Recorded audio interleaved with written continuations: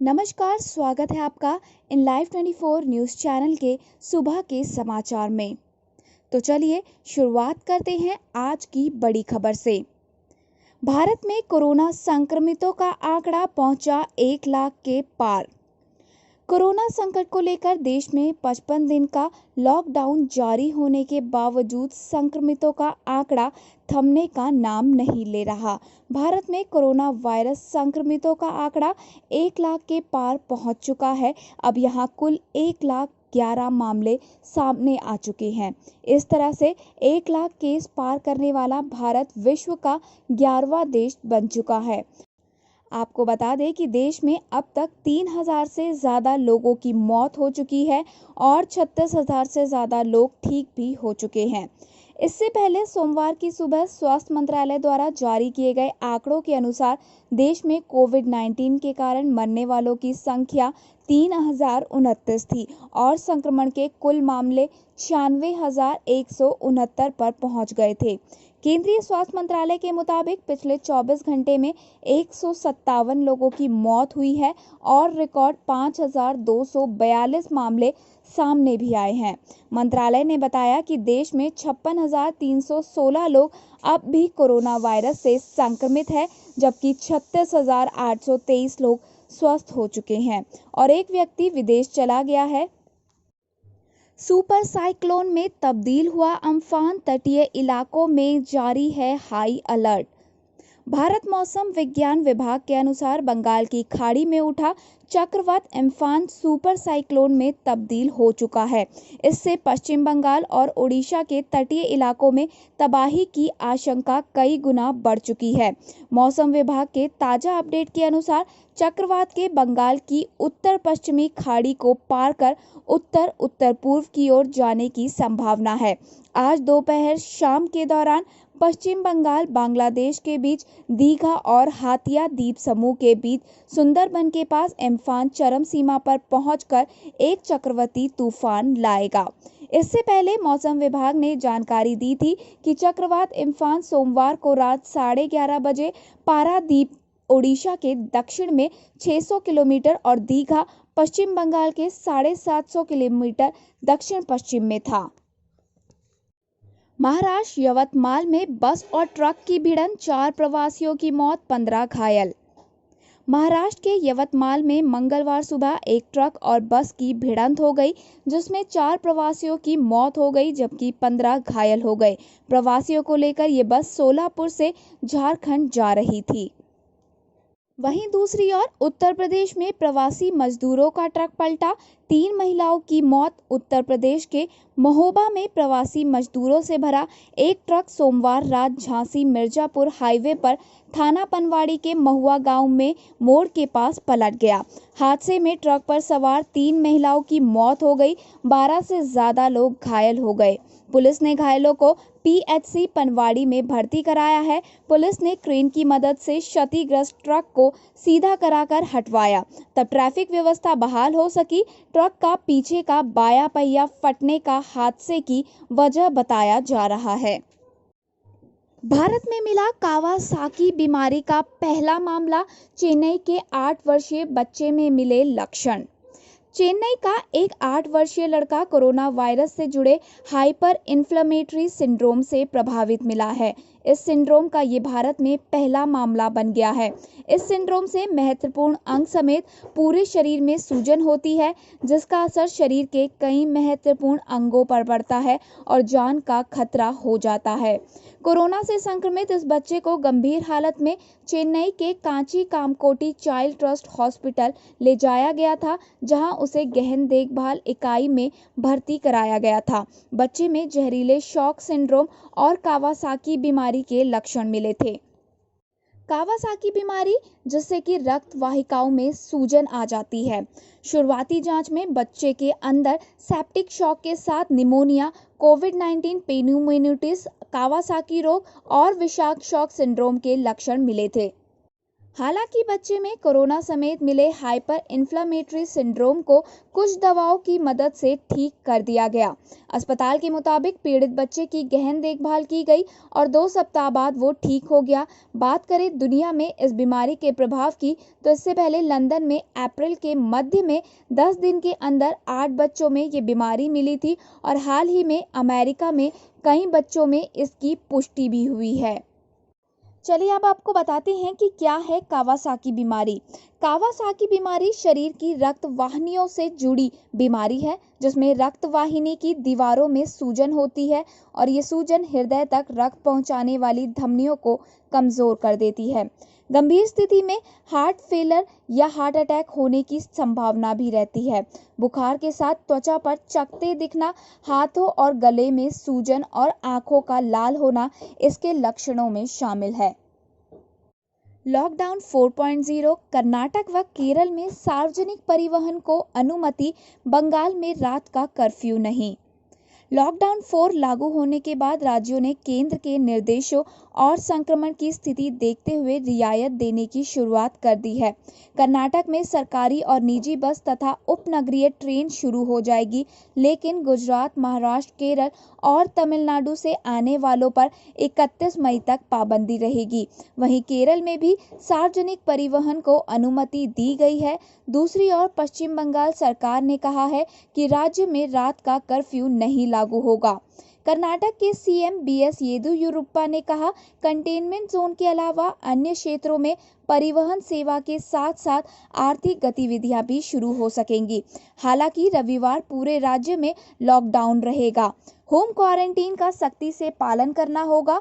गौरतलब है कि केंद्रीय गृह मंत्रालय ने लॉकडाउन 31 मई तक बढ़ा दिया है। इसमें रियायतें देने का अधिकार राज्यों को लेना है। इसके तहत केरल के परिवहन मंत्री ए.के. श्रीधरन ने कहा, जिले के अंदर और अंतर जनपदीय परिवहन सेवा शुरू हो सकेंगी। हालांकि इस दौरान हॉटस्पॉट पर सेवा नहीं बहाल होगी। शराब होम डिलीवरी से ही मिलेगी। वहीं बंगाल की सीएम ममता बनर्जी ने लॉकडाउन 31 तक बढ़ा दिया, लेकिन कहा कि रात का कर्फ्यू नहीं लागू होगा। उन्होंने लोगों से शाम 7 बजे से सुबह 7 बजे तक घर से ना निकलने का आग्रह किया। उन्होंने बताया, संक्रमण के हिसाब से कंटेनमेंट जोन को 3 हिस्सों में बांटा गया है, जोन ए, जोन बी और जोन सी। जोन ए प्रभावित इलाके, जोन बी बफर और zone C clean. Zone A के अलावा 21 मई से बड़ी दुकानें, सैलून और ब्यूटी पार्लर खुलेंगे। सरकारी और निजी दफ्तरों में 50% कर्मचारियों के साथ रोटेशन पर काम होगा। 27 मई से फुटपाती दुकानों और हॉकरों को भी ऑड इवन के हिसाब से खोला जाएगा। दिल्ली एम्स में कल से शुरू हो सकती है ओपीडी सेवा। लॉकडाउन लागू होने से पहले की गई थी बंद। दिल्ली एम्स में 20 मई से ओपीडी सेवाएं शुरू हो सकती है। कोरोना वायरस के चलते लॉकडाउन लागू होने से पहले ही एम्स ने ओपीडी सेवाओं और पहले से तय ऑपरेशन पर रोक लगा दी थी। तब से आपातकालीन सेवाओं के जरिए ही मरीजों का उपचार किया जा रहा था, लेकिन अब दिल्ली एम्स ने नई व्यवस्थाओं के जरिए ओपीडी सेवा शुरू करने का फैसला लिया है। यूपी के प्रवासी मजदूरों के लिए प्रियंका की बसों में लगा फिटनेस सर्टिफिकेट का ब्रेक। लॉकडाउन में फंसे यूपी के प्रवासी मजदूरों को घर पहुंचाने के लिए कांग्रेस की ओर से 1000 बसें उपलब्ध कराने के पत्र पर यूपी सरकार और प्रियंका गांधी के बीच लेटर वॉर शुरू हो गया है। पहले सरकार ने बसों की सूची मांगी, इसके बाद अब मंगलवार 10 बजे तक बसों के फिटनेस सर्टिफिकेट और ड्राइवरों के लाइसेंस सहित सभी दस्तावेज लखनऊ डीएम ऑफिस में जमा करने को कहा गया है।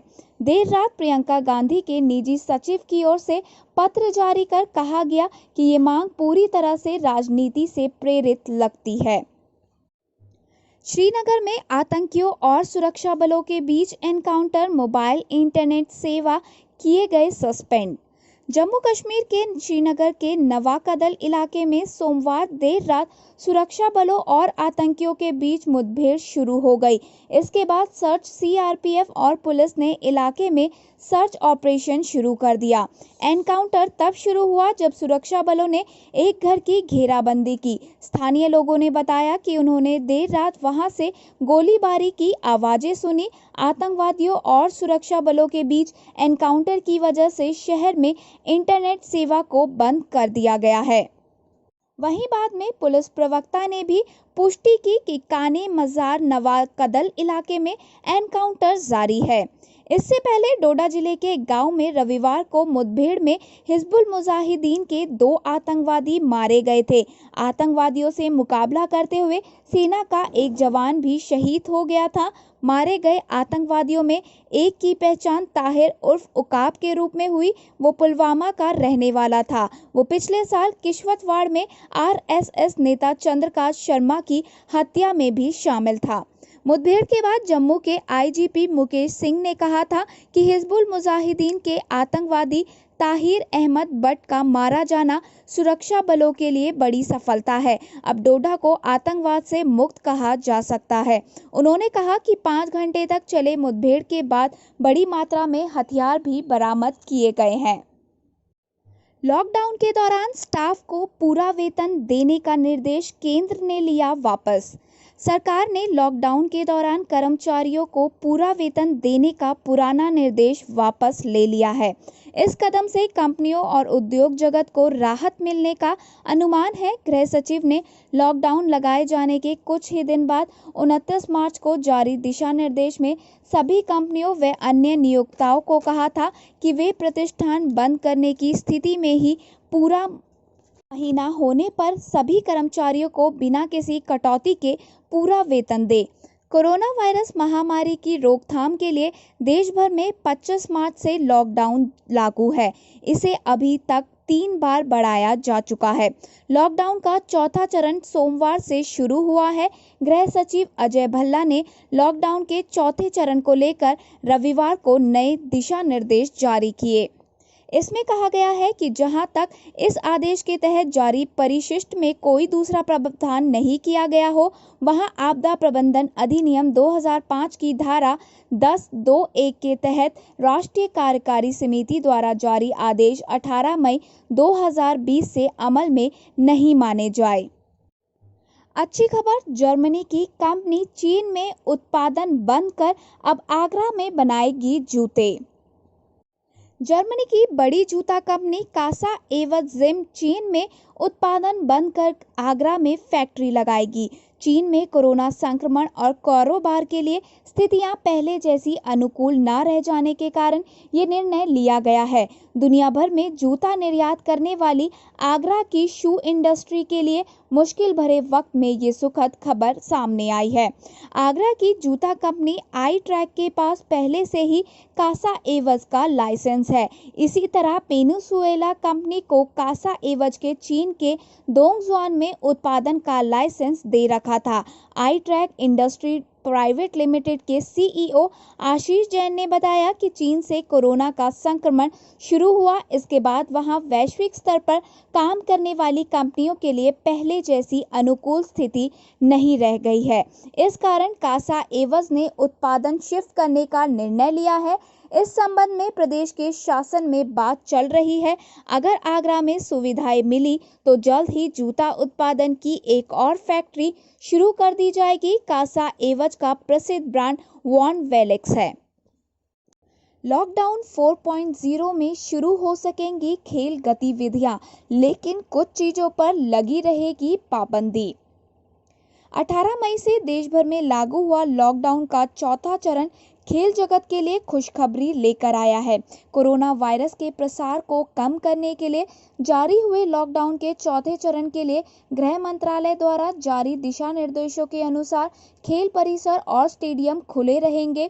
खेल मंत्री किरेन रिजिजू ने सोमवार को स्पष्ट किया कि खेल परिसर और स्टेडियम में खेल गतिविधियां गृह मंत्रालय और संबंधित राज्य सरकार द्वारा जारी किए गए नियमों के तहत चालू की जाएंगी। हालांकि रिजिजू ने साफ किया है कि जिम और पूल के इस्तेमाल पर पूरी तरह से पाबंदी लगी रहेगी। आपको बता दें कि देश में कोरोना वायरस की वजह से पिछले 2 महीने से किसी भी तरह के खेलों का आयोजन नहीं हो रहा। रिजिजू ने ट्वीट किया, मैं खिलाड़ियों और खेल से जुड़े सभी लोगों को ये बताते हुए खुश हूं कि खेल गतिविधियां स्टेडियम और स्पोर्ट्स कॉम्प्लेक्स में गृह मंत्रालय और संबंधित राज्य सरकार द्वारा जारी की गई गाइडलाइंस के तहत चालू की जाएंगी।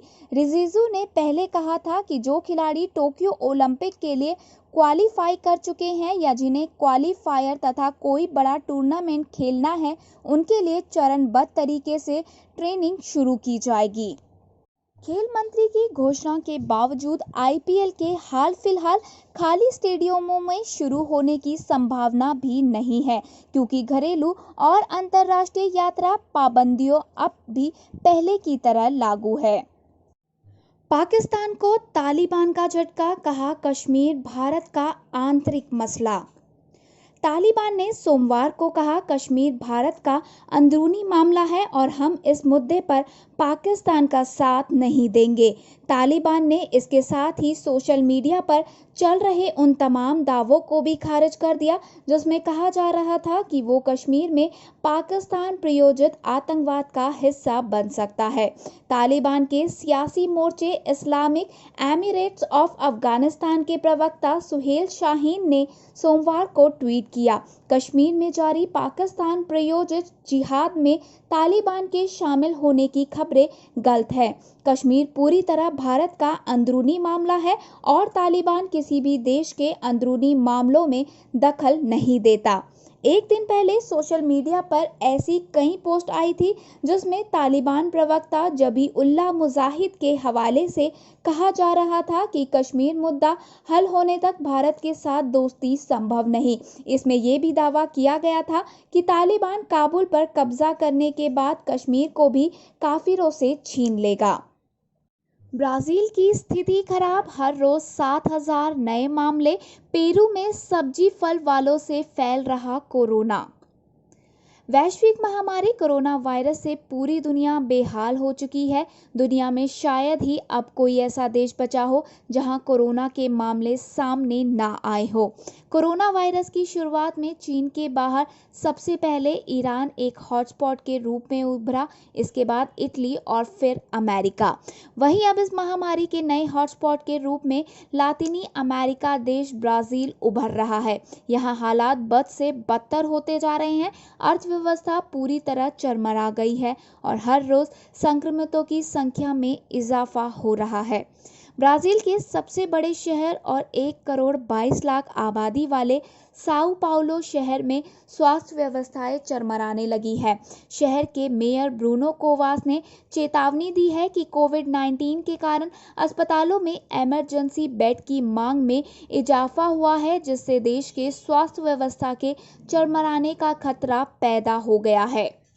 वहीं देश के सभी सरकारी अस्पताल क्षमता के हिसाब से 90% तक भर चुके हैं। स्थिति ने इतना विकराल रूप धारण कर लिया है कि यहां हर रोज 7,000 नए मामले सामने आ रहे हैं। दूसरी ओर पेरू में भी स्थिति खराब है, हर रोज 3,000 नए मामले सामने आ रहे हैं। यहाँ पर सब्जी फल विक्रेता कोरोना फैलाने के लिए जिम्मेदार माने जा रहे हैं। राजधानी लीमा के प्रमुख बाजार में हर 5 में से 1 विक्रेता पॉजिटिव पाया गया है। अर्थव्यवस्था को गिरने से बचाने के लिए पेरू सरकार ने अब तक इस बाजार को बंद नहीं किया है, जबकि यहाँ 79% लोग पॉजिटिव पाए गए हैं। देश में संक्रमण के मामलों में इजाफा करने के लिए ऐसे ही बाजार जिम्मेदार हैं। पेरू की राष्ट्रपति मार्टिन विज़कार ने फल सब्जी कारोबारियों को बदलने की सलाह दे दी है, लेकिन बाजारों को बंद करने को लेकर कोई निर्णय नहीं लिया है। राजधानी में स्थित सबसे बड़ा बंदरगाह सेंटा एनीटा कोरोना हॉटस्पॉट बनकर उभरा है। यहां पर रोजाना 30,000 से ज्यादा व्यापारी और सप्लायर्स 8,000 टन खाद्य सामग्री का कारोबार करते हैं। चीनी अरबपति जैक मा ने जापान के सॉफ्टबैंक के बोर्ड से दिया इस्तीफा। चीन के अरबपति जैक मा ने जापान के सॉफ्टबैंक ग्रुप कॉरपोरेशन के बोर्ड से इस्तीफा दे दिया है। जानकारी के मुताबिक जापानी टेक्नोलॉजी कंपनी के ऑफिस साझेदारी उद्यम विवर्ग जैसे जोखिमपूर्ण निवेश को लेकर संघर्षपूर्ण स्थितियों के कारण मा ने इस्तीफा दिया। टोक्यो स्थित सॉफ्टबैंक ने वित्तीय परिणामों को जारी करने से पहले सोमवार को जैक मा के इस्तीफे की घोषणा की। हालांकि कंपनी ने उनके इस्तीफे की वजह नहीं बताई। उत्तरी कैरोलिना तट के समीप पहुंचा तूफान आर्थर, 45 मील प्रति घंटे की है रफ्तार। उष्णकटिबंधीय तूफान आर्थर रविवार शाम को उत्तरी कैरोलिना तट के समीप पहुंच गया। अमेरिका के मियामी स्थित राष्ट्रीय तूफान केंद्र ने उत्तरी कैरोलिना के बाहरी तट पर तूफान के टकराने को लेकर अलर्ट जारी किया है। स्थानीय समय अनुसार रात के लगभग 8 बजे तूफान का केंद्र उत्तरी कैरोलिना के केप हैटरेस से दक्षिण पश्चिम में 260 मील की दूरी पर था। भारत की संजीवनी पर ट्रंप को अब भी है भरोसा, रोज ले रहे हैं हाइड्रोक्सी क्लोरोक्वीन टैबलेट की खुराक। कोरोना वायरस के कहर के बीच अमेरिकी राष्ट्रपति डोनाल्ड ट्रंप ने सोमवार को कहा कि वो एंटी मलेरिया दवा हाइड्रोक्सी क्लोरोक्वीन दवा का सेवन कर रहे हैं। 1.5 हफ्ते से Donald Trump hydroxy chloroquine tablet ले रहे हैं। दरअसल राष्ट्रपति ट्रंप को हाइड्रोक्सी क्लोरोक्वीन का कोरोना मरीजों के इलाज से इसे कारगर मानते हैं, मगर इस दवा के प्रभाव पर कई सवाल भी खड़े हुए हैं। द हिल की रिपोर्ट के मुताबिक राष्ट्रपति ट्रंप ने बताया कि इस दवा का सेवन के लिए व्हाइट हाउस के डॉक्टर से परामर्श लिया गया था और उन्होंने इसके लिए अपनी सहमति दे दी क्योंकि वे कोविड-19 पॉजिटिव नहीं हैं। डॉक्टरों ने कहा कि उन्हें ये दवा लेने की कोई ज़रूरत नहीं है। डोनाल्ड ट्रंप ने आगे बताया कि मैंने उनसे पूछा कि आपकी क्या सलाह है, तो उन्होंने जवाब दिया, यदि आप चाहते हैं तो इसे ले सकते हैं। डॉक्टर को राष्ट्रपति ने जवाब दिया, हाँ, मैं इस दवा को लेना चाहता हूं। राष्ट्रपति ट्रंप ने सूचना दी कि वो करीब 1.5 हफ्ते से एंटी मलेरिया दवा की खुराक ले रहे हैं। बता दें कि फूड एंड ड्रग एडमिनिस्ट्रेशन यानी FDA की ओर से अस्पताल के बाहर इसके इस्तेमाल की सख्त मनाही है, जबकि अमेरिका ने आपात स्थिति में इसके इस्तेमाल की मंजूरी दे दी है। चीन की शय पर नेपाल की हिमाकत, भारत के इलाकों पर दिखाया अपना कब्जा। ऐसा लगता है जैसे नेपाल ने चीन के इशारों पर काम करना शुरू कर दिया है। पड़ोसी देश अपना नया मैप तैयार करने जा रहा है, जिसमें कम से कम 3 इलाके ऐसे होंगे जो भारतीय सीमा में आते हैं। सोमवार को प्रधानमंत्री KP शर्मा ओली के नेतृत्व में कैबिनेट की बैठक के दौरान इस मैप को मंजूरी दी गई। इसके मुताबिक लिम्पियाधुरा, लिपुलेख और कालापानी नेपाल में है, जबकि ये इलाके भारत में आते हैं। कैबिनेट से प्रस्ताव को मंजूरी मिलने के बाद नेपाल की राष्ट्रपति विद्या देवी भंडारी ने कहा, लिम्पियाधुरा, लिपुलेख और कालापानी इलाके नेपाल में आते हैं और इन इलाकों को वापस पाने के लिए मजबूत कूटनीतिक कदम उठाए जाएंगे। नेपाल के सभी इलाकों को दिखाते हुए एक आधिकारिक मानचित्र जारी होगा। पिछले दिनों धारचूला से लिपुलेख तक नई रोड का रक्षा मंत्री राजनाथ सिंह की ओर से उद्घाटन किया गया था। इस रोड पर काठमांडू ने आपत्ति जताई है। इस रोड से कैलाश मानसरोवर जाने वाले तीर्थयात्रियों की दूरी कम हो जाएगी। नेपाल के विदेश मंत्री प्रदीप कुमार ग्यावाली ने भारत के राजदूत विनय मोहन क्वात्रा को तलब कर लिया था। जवाब में भारत ने भी अपनी पोजीशन साफ करते हुए कहा था कि उत्तराखंड के पिथौरागढ़ जिले में हाल ही में बनी रोड पूरी तरह भारत के इलाके में है। गयावली ने सोमवार को एक ट्वीट में जानकारी दी कि कैबिनेट ने 7 प्रांत, 77 जिलों और 753 स्थानीय निकाय वाले नेपाल का नक्शा प्रकाशित करने का निर्णय लिया है। इसमें लिम्पियाधुरा, लिपुलेख और कालापानी भी होंगे। नेपाल के ऐसे व्यवहार के लिए भारत चीन को जिम्मेदार मान रहा है। शुक्रवार को सेना प्रमुख जनरल मनोज मुकुंद नरवणे ने संकेत दिए थे, नेपाल के लिपुलेख मुद्दा उठाने के पीछे कोई विदेशी ताकत हो सकती है। जनरल नरवणे ने कहा था, मुझे नहीं पता कि असल में वे किस लिए गुस्सा कर रहे हैं। पहले तो कभी प्रॉब्लम नहीं हुई, किसी और के इशारे पर ये मुद्दा उठा रहे हो, ये एक संभावना है। चीन का नाम भले ना लिया गया हो, मगर नेपाल में उसका दखल किसी से छिपा नहीं है। नेपाल के राजदूत ने भी कहा कि काली नदी के ईस्ट साइड का एरिया उनका है, इसे लेकर कोई विवाद नहीं है। आर्मी चीफ ने कहा था कि जो रोड बनी है वो नदी के पश्चिम की तरफ बनी है, तो मुझे नहीं पता कि वो असल में किस चीज को लेकर विरोध कर रहे हैं। तो चलिए आपको बताते हैं कि आखिर क्या है विवाद। वर्तमान विवाद की शुरुआत 1816 में हुई थी। तब ब्रिटिश के हाथों नेपाल के राजा कई इलाके हार गए थे, जिनमें लिपुलेख और कालापानी शामिल है। इसका ब्यौरा सुगौली की संधि में मिलता है। दोनों देश आपसी बातचीत से सीमा विवाद का हल निकालने की पैरवी करते आए हैं, मगर अब नेपाल के रुख में बदलाव साफ संकेत दे रहा है कि चीन ने अपना असर दिखाना शुरू कर दिया है। नेपाल ने अब चांगरू में कालापानी के नजदीक आर्म्ड पुलिस फोर्स का आउटपोस्ट बनाया है। धन्यवाद। आगे की और खबरों के लिए बने रहिए हमारे साथ इन लाइव 24 न्यूज चैनल में। और अगर आपको हमारी ये खबर पसंद आई हो तो प्लीज हमारे चैनल को सब्सक्राइब जरूर करें। वीडियो को लाइक और दोस्तों के साथ शेयर करना बिल्कुल ना भूलें।